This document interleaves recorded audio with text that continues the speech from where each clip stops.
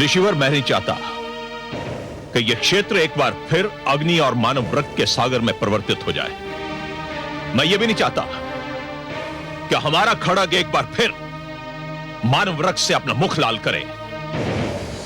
मैं यह भी जानता हूं कि आप भी यह नहीं चाहते होंगे। मैं ऋषि हूं और ये मेरे विद्यार्थी हैं। अहिंसा मेरा परम धर्म है और मैं उसी धर्म की शिक्षा इन्हें भी दे रहा हूं। अब भी यह कहने की आवश्यकता रह गई है कि हमें रक्त और अग्नि के इस खेल से कितनी घृणा है। यह खेल बंद भी हो सकता है ऋषिवर, मैं युद्ध विराम भी कर सकता हूं, परंतु यदि आप चाहें तो। इस रक्तपात को रोकने के लिए मुझे क्या करना होगा? एक छोटा सा कार्य है ऋषिवर, एक छोटी सी बात है। सुशीला मुझे दे दो। तुम ये संदेश पहले भी मुझे भेज चुके हो और मुझे पूर्ण विश्वास है कि तुम्हें अपने संदेश के लिए मेरा उत्तर भी तुम्हें मिल चुका होगा।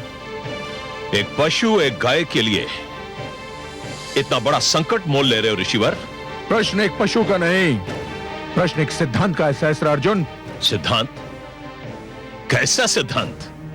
सहस्त्रार्जुन, हमने अपने पुरखों से जो शिक्षा पाई है और हम अपनी नवयुवक पीढ़ी को जो शिक्षा देते हैं, उसके अनुसार जो राजा होता है, जिसके हाथों में सत्ता होती है, उसे स्वयं को प्रजा की संपत्ति और प्राणों का रक्षक सिद्ध करना होता है। उनका स्वामी नहीं, उसके विशेष अधिकार अवश्य होते हैं, किंतु वो प्रजा के अधिकारों का हनन नहीं कर सकता। तुम्हारे राजकुमार को यदि सुशीला भाग गई थी तो उन्हें हमसे विनती करनी चाहिए थी, हमसे प्रार्थना करनी चाहिए थी। विनती? प्रार्थना?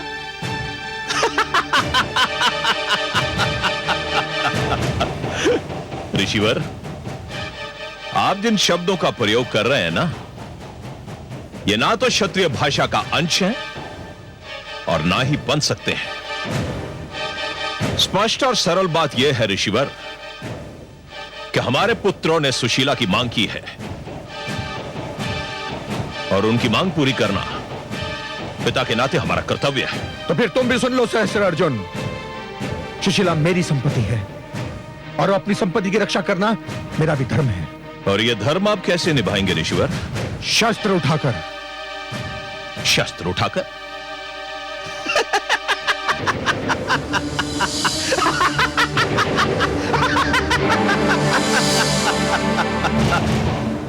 यह समाचार मैंने भी सुना था ऋषिवर, और सुनकर आश्चर्यचकित रह गया था कि शांति और अहिंसा की शिक्षा देने वाले ऋषि जमदग्नि ने अपने धर्म से विमुख होकर शस्त्र उठाने का निर्णय लिया है।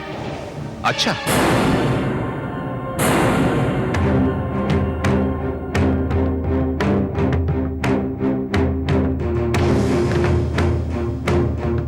सहस्त्रार्जुन, जब ये भ्रम फैलने लगे कि अहिंसा और कायरता दो शब्द हैं किंतु उनका अर्थ एक ही है, तो फिर हिंसा का लक्ष्य बनने वाले हर व्यक्ति, हर वर्ग का यह कर्तव्य है कि वो इस भ्रम को दूर कर दे। तो आप मुझ पर आक्रमण करेंगे?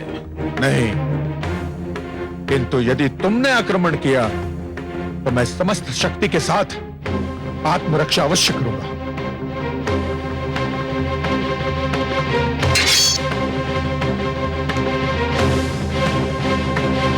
तो फिर संभलिए ऋषिवर, और क्षत्रिय को ललकारने का परिणाम भी देख लीजिए। स्मरण रहे सहस्त्रार्जुन, जो शस्त्र विद्या सिखा सकते हैं वो स्वयं युद्ध भी कर सकते हैं।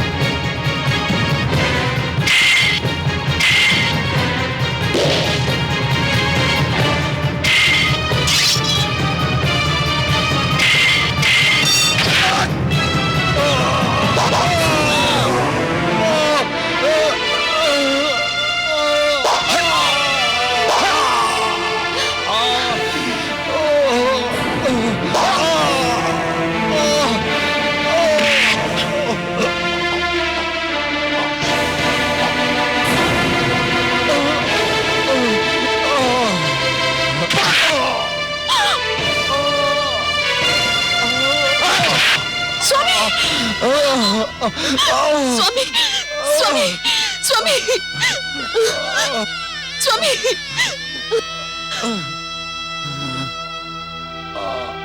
मुझे खेद है ऋषिवर कि आप अपने शिष्यों को शस्त्र विद्या तो अवश्य सिखा सकते हैं, लेकिन इन शस्त्रों का प्रयोग करना आपके वश की बात नहीं। आचार्य होना और बात है और योद्धा होना और बात।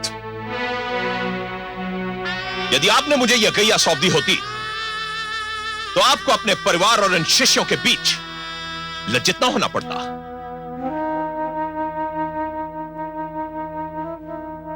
हाँ?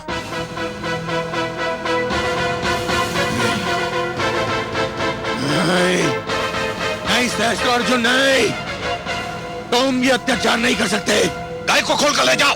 नहीं नहीं नहीं, सुशीला, मुझे क्षमा कर देना, मैं तुम्हारी रक्षा नहीं कर पाया। अब तुम्हें अपनी रक्षा स्वयं करनी होगी। सुशीला, सुशीला।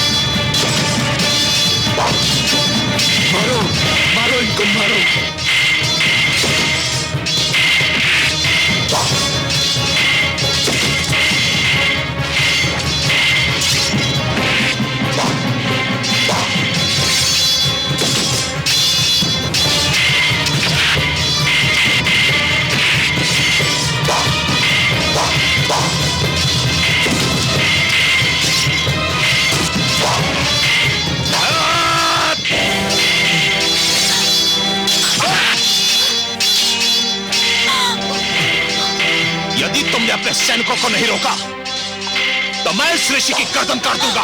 नहीं सुशीला, तुम मेरे प्राणों की चिंता मत करो, मत करो। मैं धमकी नहीं दे रहा।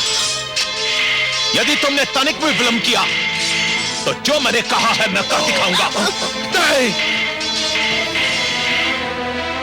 तुम अपना कार्य करो, मेरे प्राणों की चिंता मत करो सुशीला,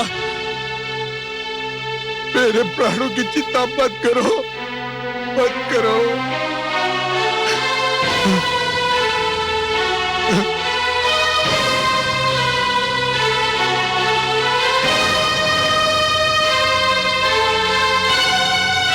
नहीं, मेरे प्राणों की चिंता मत करो सुशीला, मत करो, मत करो।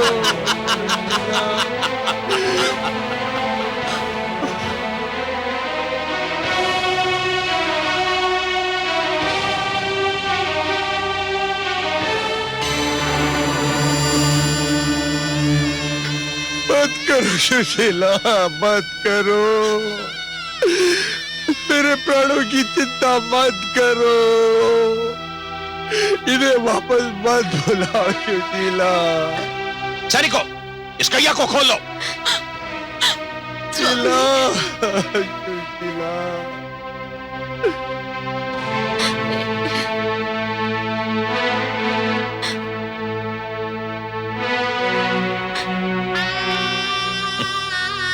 मेरे प्राणों की सुशीला, मत करो।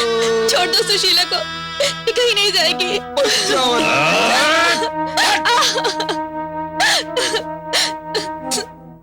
सुशीला, बचाओ अनामिका। छोड़ दो इसे, छोड़ दो सुशीला को, छोड़ दो। बचाओ अनामिका, बचाओ। चलो। अनामिका को रोको। सुशीला, सुशीला, सुशीला, सुशीला,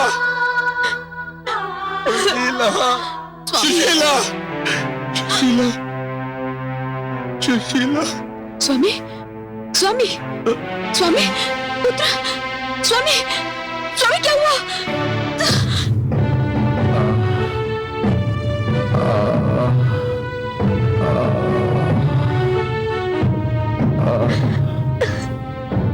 महादेव, महादेव। स्वामी, स्वामी,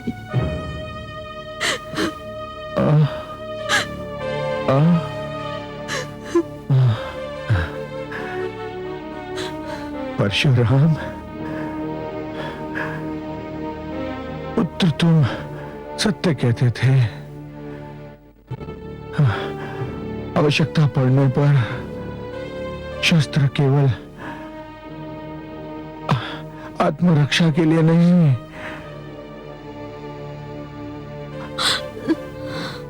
अपितु पुत्र आक्रमण के लिए भी उठाना उचित है। स्वामी, महादेव, स्वामी, महादेव, महादेव।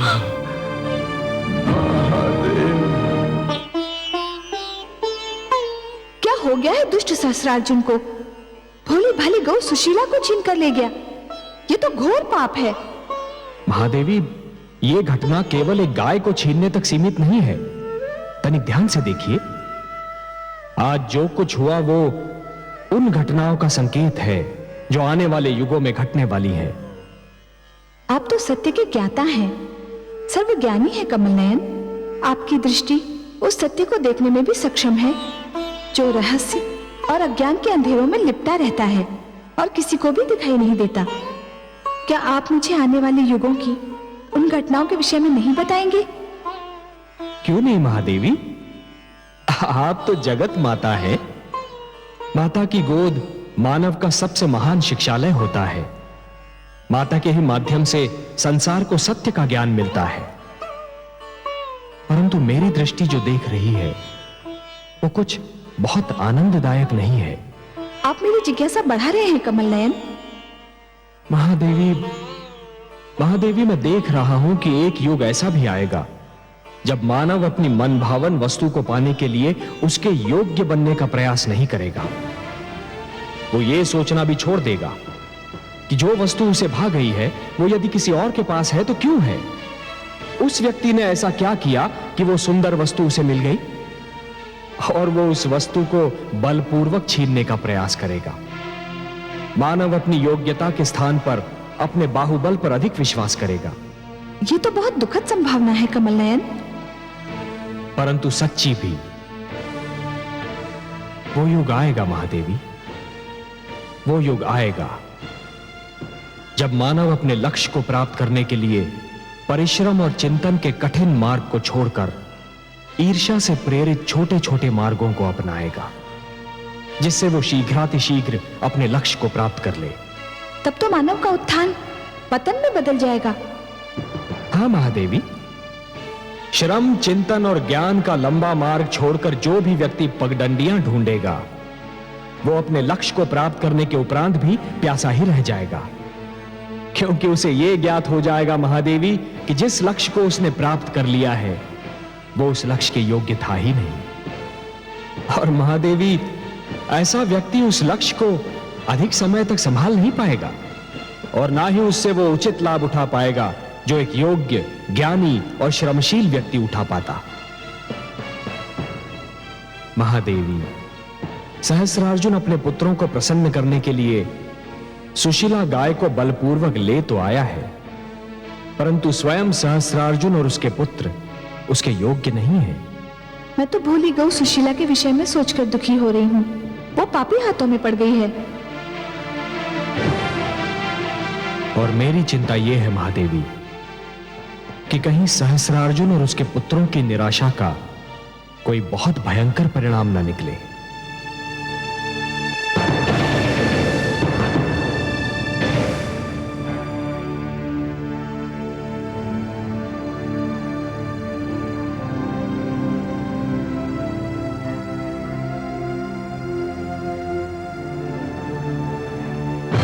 मेरे राजकुमारों, मेरे पुत्रों, मैंने तुम्हारी मनोकामना पूरी कर दी है। तुम्हें ऋषि जमदग्नि की गाय सुशीला भागी थी ना? मैं तुम्हें यह दिखाना चाहता था कि तुम्हारा पिता अपने पुत्रों से कितना प्रेम करता है। मैं सुशीला को ले आया। सुशीला बाहर उपस्थित है, तुम जाकर देख सकते हो। सम्राट सहस्त्रार्जुन की जय, पिताश्री की जय। हमें गर्व है कि ईश्वर ने हमें इतना प्रेमी पिता दिया है। हमें आप पर गर्व है पिताश्री। आपने हमारी हार्दिक इच्छा पूरी कर दी है पिताश्री। ये तो तुम्हारे भाग्य अच्छे थे पुत्रों कि परशुराम अपने पिता से झगड़ा करके आश्रम से कहीं दूर चला गया था, नहीं तो सुशीला को यहां तक लाना इतना सरल नहीं था। तुमने सत्य ही कहा था पुत्रों। सुशीला एक चमत्कारी गाय है। मैं उसके चमत्कार अपनी आंखों से देख चुका हूं। क्या सुशीला ने आपके लिए कोई बाधा उत्पन्न की? बाधा? पुत्र, यदि मैंने ऋषि जमदग्नि को अपनी ढाल ना बना लिया होता तो संभवतः ना मेरी सेना बचती ना मैं। यदि मैंने सुशीला को लाने का वचन ना दिया होता तो मैं ये जोखिम कदापि ना उठाता। आपको कोटि कोटि धन्यवाद। पुत्र, सुशीला जैसी चमत्कारी गाय के ना रहने से ऋषि जमदग्नि तो हमारा कुछ नहीं बिगाड़ सकता, परंतु परशुराम की मुझे अब भी चिंता है। पिता पुत्र के मार्ग अलग हो चुके, अब हमें क्या चिंता? रक्त जल से गाढ़ा होता है पुत्र। इस झगड़े की अवधि पर भरोसा करना बहुत बड़ी मूर्खता होगी। परशुराम बलवान है, उसे जीत पाना बहुत कठिन है। जो रावण को इतने कड़े पैरे से छुड़ा कर ले जा सकता है, उसकी शक्ति को कम समझना आत्महत्या करना होगा। मैं अकेला उसका सामना नहीं कर सकता। हम चारों आपके साथ हैं पिताश्री, और अपने जीवन के अंतिम क्षण तक आपके साथ रहेंगे। तुम चारों का साथ भी मेरे लिए पर्याप्त नहीं होगा पुत्र।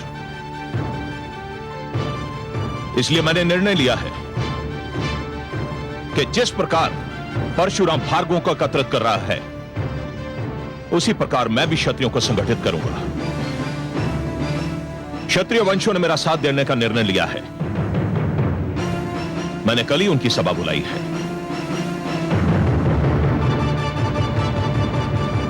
चलो भाइयों, पहले सुशीला के दर्शन तो कर लिए जाएं। चलो चलो चलो चलो।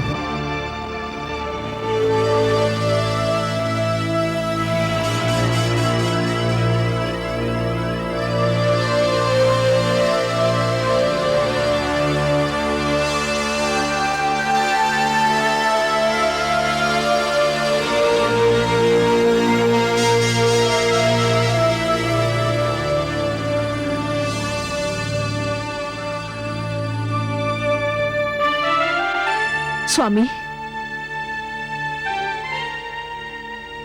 स्वामी, क्या है? मुझे ये बताया गया है कि आप ऋषिवर जमदग्नि के आश्रम से सुशीला नामक गऊ का अपहरण कर ले आए हैं। आपने ठीक ही सुना महारानी। क्या मैं जान सकती हूँ कि ऐसा क्यों किया गया है? आप ये क्यों जानना चाहती हैं? मैं भी माता हूँ, गऊ भी माता होती है। क्या एक माता का दूसरी माता के विषय में चिंतित होना अस्वाभाविक है? मैं जानना चाहती हूँ कि सुशीला को अपहरण करने की क्या आवश्यकता थी? सुशीला हमारे पुत्रों को भागी थी महारानी, और उनकी इच्छा थी कि उसे यहां लाया जाए, क्योंकि उस गौ का स्थान राजा का भवन है, ऋषि का आश्रम नहीं। इस कारण हम उसे यहां ले आए। स्वामी, संतान की इच्छा पूरी करना पिता का धर्म है, और मैं समझता हूं कि संतान की इच्छा पूरी हो जाने पर प्रसन्न होना माता का भी धर्म होता है। संतान को उनके अधिकार और कर्तव्य की पहचान कराना उसकी माता और उसके पिता दोनों का धर्म है। संतान को जीवन का वो अनुभव नहीं होता जो माता पिता को होता है। क्या कहना चाहती हैं? स्वामी, संतान की हर इच्छा पूरी करना, चाहे वो उचित हो या अनुचित, उनके साथ बैर करना है, उन्हें पथ भ्रष्ट करना है। वे तो बालक हैं, उनकी बुद्धि और विचार शक्ति अभी भलीभांति विकसित नहीं हुई है।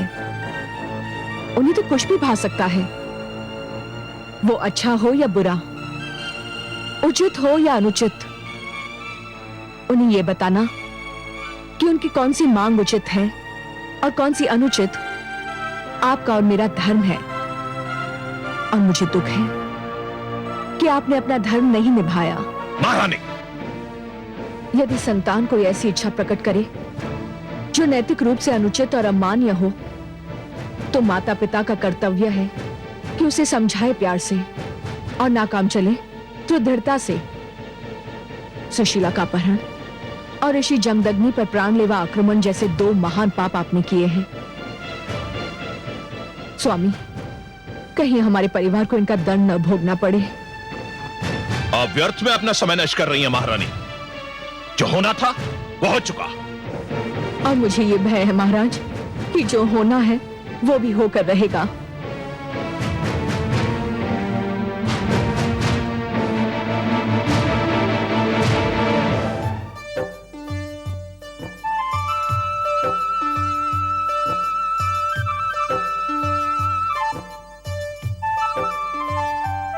अहो भाग्य हमारे जो आपने अपने दर्शन दिए। हमारे राजभवन पधार कर आपने हमें कृतार्थ किया देवी। आपने जब हमें आश्रम में 56 भोग का स्वाद चखाया था, हमने उसी समय आपकी महानता के समक्ष शीश नवा दिए थे। जिस प्रकार आपने आश्रम में हमारी इच्छा पूरी की थी, ठीक उसी प्रकार आज भी हमारी इच्छा पूरी करने की कृपा करें। हम चारों भाइयों के लिए 4 ऐसी सुंदर कन्याएं प्रकट करो जिनका यौवन मदिरा के कलश की तरह छलक रहा हो, जिनके मुख चंद्रमा और केश श्रावण की काली घटाओं के समान हो। परंतु ठहरो, सुरा के बिना सुंदरी का क्या आनंद। हमें ऐसे सुरा कलश ला कर दो जिन्हें पीकर हम संसार के सारे दुख भूल जाएं। इतना विलंब देवी? रेणुका के कहने पर तो आपने पलक झपकते ही स्वादिष्ट भोजन का प्रबंध कर दिया था। हाँ देवी, ऐसा स्वादिष्ट भोजन तो आज तक हमें अपने राजमहल में भी नहीं मिला।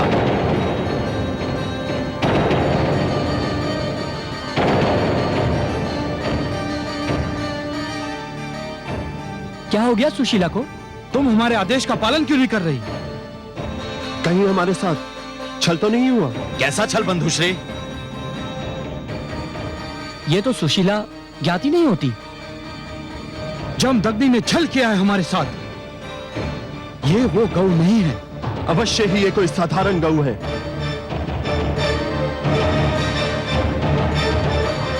ए गौ, हम तुझे अंतिम अवसर देते हैं, हमारी इच्छा पूरी कर दे, नहीं तो जम्बो! दुष्टों! यदि गौ माता को हाथ भी लगाया तो आप लोगों के मृत शरीर धरती पर पड़े दिखाई देंगे। कितने निर्लज्ज और निर्दयी हो तुम लोग। गौ जैसे एक भोले भाले पशु पर अत्याचार कर रहे हो। ये अपना चमत्कार नहीं दिखा रही है।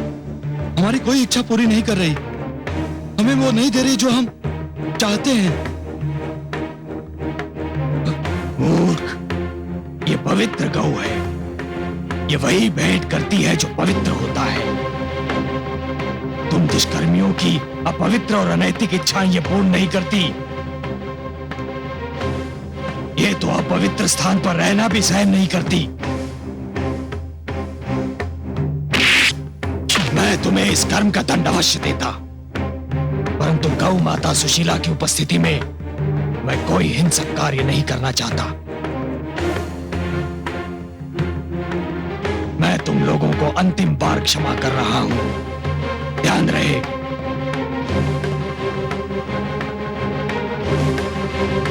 चलिए माता,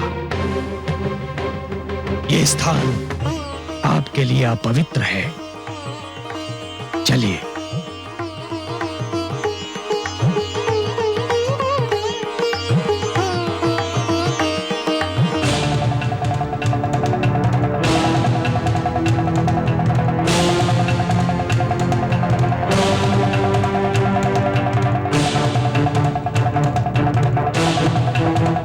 दंड तो अब हम तुझे देंगे परशुराम। इससे पहले कि जमदग्नि के आश्रम में पहुंचे, हम चारों को वहां पहुंचना होगा। चलो भाइयों।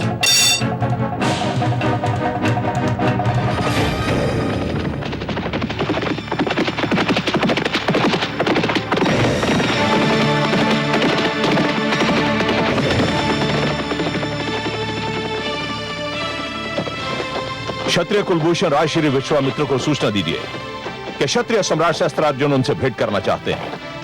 पधारिए सम्राट, गुरुवर संध्या वंदन में व्यस्त हैं। मैं अभी जाकर उन्हें सूचित करता हूँ।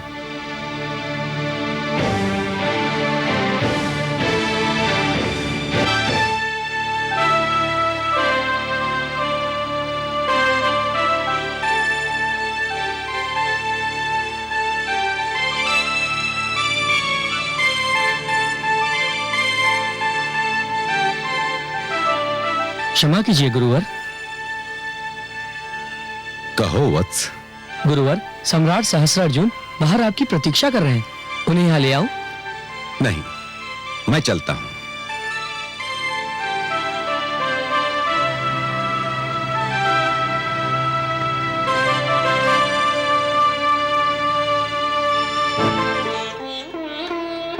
प्रणाम महाराज ऋषि विश्वरथ। प्रणाम महाराज। तुमने मुझे विश्वरथ के नाम से संबोधित किया है। कदाचित तुम तक यह सूचना नहीं पहुंच सकी कि चरित्र और चोले के साथ ही मेरा नाम भी परिवर्तित हो चुका है। अब यह संसार मुझे महर्षि विश्वामित्र के नाम से पुकारता है। संसार आपको चाहे किसी नाम से भी पुकारे ऋषिवर, आप मेरे लिए कल भी क्षत्रिय कुलोत्पन्न ऋषि विश्वरथ थे और आज भी वही हूं। चरित्र और चोला बदलने से जन्म नहीं बदल जाता ऋषिवर, और आप जन्म से क्षत्रिय हो। वह एक भूली हुई कहानी है सहस्त्रार्जुन। यदि तुम चाहो तो इसे मेरा नया जन्म भी कह सकते हो। अब मैं वह नहीं हूं जो था। विचित्र विडंबना है ऋषिवर। लोग समझते हैं कि चरित्र और वर्ग बदलने से धर्म और संस्कार बदल जाते हैं। परशुराम ब्राह्मण होने के उपरांत अपने आप को क्षत्रियों का पालक समझ रहा है, और आप क्षत्रिय होते हुए भी इस बात का अनुरोध कर रहे हैं क्या ब्राह्मण है? अब मैं इस निष्कर्ष पर पहुंच चुका हूं कि इस समाज में सर्वश्रेष्ठ स्थान ब्राह्मण का है। वह आचार्य होता है, विद्वान होता है, गुरु होता है। अतः तुम अपने आने का कारण बताओ। मैं आपको निमंत्रण देने आया हूं ऋषिवर। कैसा निमंत्रण? आपने तो सुना ही होगा कि जमदग्नि पुत्र परशुराम समस्त भार्गवों को एकत्रित कर रहा है हम क्षत्रियों का विनाश करने के लिए। हां, मैंने सुना है, और मैंने वो भी सुना है कि जो तुम जैसे तथाकथित क्षत्रियों ने उसके परिवार और समस्त ऋषि समाज के साथ किया है।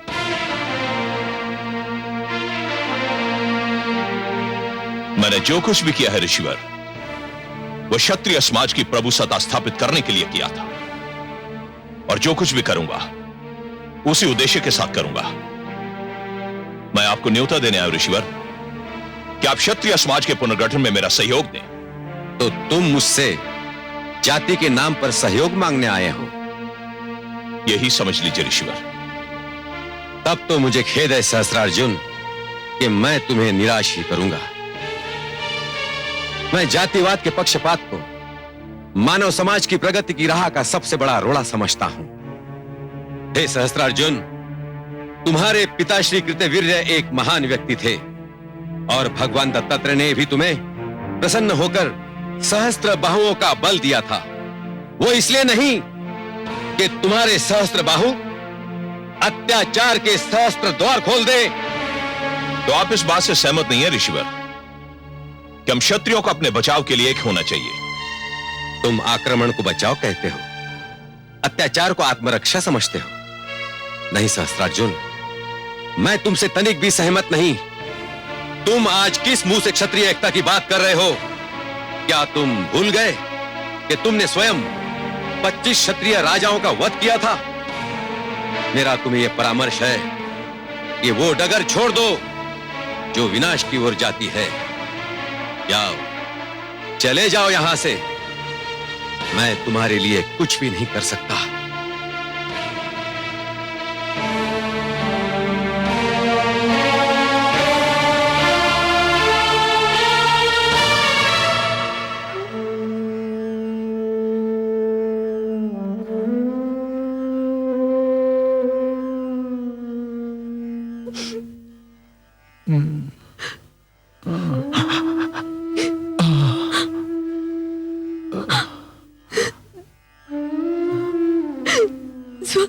रेणुका, स्वामी, स्वामी, ईश्वर का धन्यवाद। रेणुका, मेरा राम, मेरा परशुराम कहाँ है? किधर गया है? स्वामी, दुष्ट शास्त्रार्जुन सुशीला को लेकर चला गया है और परशुराम उसी को लेने गया है। रेणुका, स्वामी, रेणुका, स्वामी, मेरे शिष्य और मेरे शेष पुत्र तो घायल नहीं हुए ना रेणुका? आप चिंता न करें स्वामी, उनके घाव साधारण हैं। मैंने उन्हें विश्राम करने का आदेश भी दे दिया है। वे विश्राम कर रहे होंगे। ईश्वर का धन्यवाद कि आप मूर्छा से बाहर आ गए। आपको मूर्छित देखकर मैं तो घबरा ही गई थी। पहले मूर्छित देखा था, अब मृत देखोगी। तुम्हारे पुत्र परशुराम ने हमारा अपमान किया था। हमारा अपमान किया तो जान लेगा कि हमारा अपमान करने का परिणाम क्या होता है।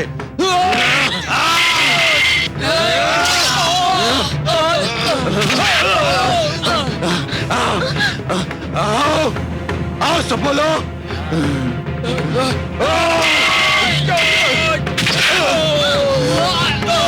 रेणुका, तुम मत